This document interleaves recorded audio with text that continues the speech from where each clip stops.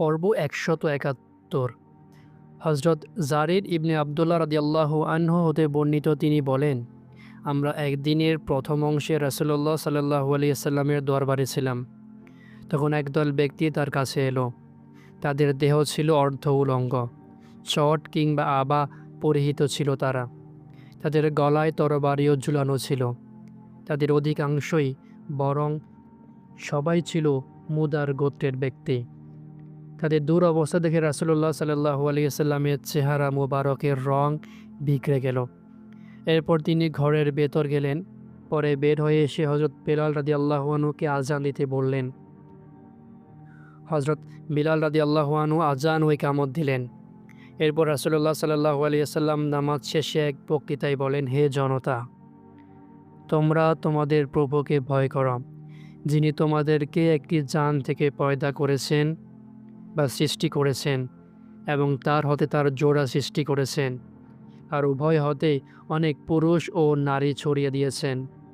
সে আল্লাহকে ভয় করো, যার দোহাই দিয়ে তোমরা পরস্পরে নিজ নিজ অধিকার দাবি করো, আর তোমরা আত্মীয়তার সম্পর্ক বিচ্ছিন্ন করা হতে সতর্ক থেকো।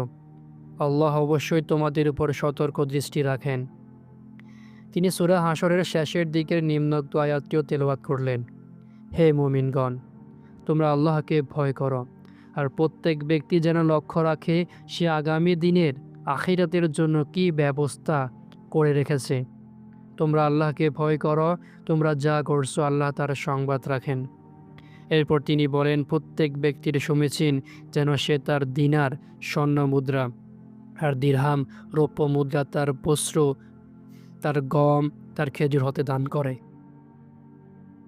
তিনি এমনকি এই কথা বলেছেন, এক খণ্ড খেজুর হলেও তা দান করো। এরপর একজন আনসারি এক থলে খেজুর নিয়ে এলো। থলেটি বয়ে আনতে তার হাত অপারগ হবার উপক্রম হচ্ছিল, বরং অক্ষমই হয়ে পড়েছিল। এরপর জনতা একের পর এক দান করতে থাকে। অবশেষে আমি বস্ত্র ও খাদ্যের দুটি স্তূপ দেখতে পেলাম। এমনকি রাসূলুল্লাহ সাল্লাল্লাহু আলাইহি ওয়াসাল্লাম এর মুবারক চেহারা নূর নতুন চাঁদের ন্যায় চমকাচ্ছে। তা যেন সোনালি রঙে রূপান্তর হয়ে গেছে।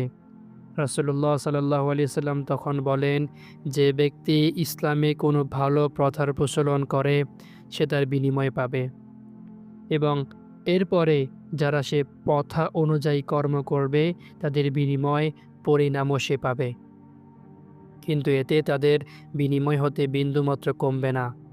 আর যে ব্যক্তি ইসলামে কোনো কুপ্রথা প্রচলন করবে তার উপর এর পাপের বোঝা চেপে বসবে, এবং এরপরে যারা সে প্রথা অনুযায়ী কাজ করবে তাদের বোঝাও তার উপর গিয়ে পড়বে, কিন্তু তাদের বোঝা হতে বিন্দুমাত্র কমবে না। হাদিস ১৭২। হজরত ইবনে মাসউদ রাদিয়াল্লাহু আনহু হতে বর্ণিত, হজরত নবী করিম সাল্লাল্লাহু আলাইহি ওয়াসাল্লাম বলেছেন, যে ব্যক্তি অন্যায়ভাবে নিহত হবে তার রক্তপাতের গুনাহের একাংশ হজরত আদম আলাইহিস সালামের প্রথম হত্যাকারীর সন্তানের কাবিলের উপর পতিত হবে, কারণ সে প্রথম ব্যক্তি যে দুনিয়াতে হত্যার কথা প্রচলন করেছে।